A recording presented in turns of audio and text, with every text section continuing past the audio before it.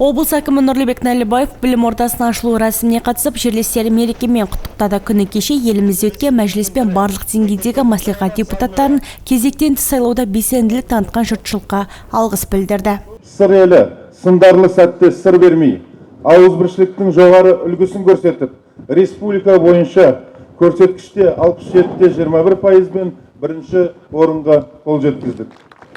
Ұстаз бен оқушылар және ата-аналар үшін өте қуанышты күн. Қызылорда қаласы Сабалақ елді мекенінде соңғы үлгідегі жабдықтармен жабдықталған, дарынды балаларға арналған 150 орындық мектеп-интернатын ел игілігіне табыстаймыз.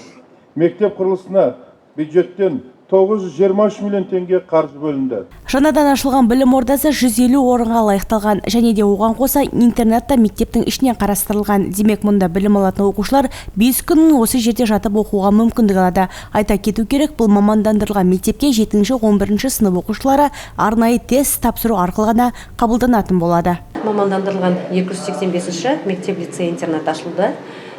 Мектепке 6-шы сыныпты бітірген оқушы тест қорытындысының оң нәтижесімен мектепке қабылданатын болады.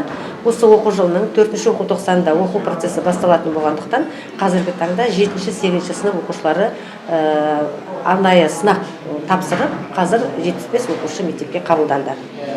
Жалпы бұл мектептің қуаттылығы 150 орындық. Жазда жаңа оқу жылы үшін қалған оқушылар тестпен осы мектепке қабылданатын болады.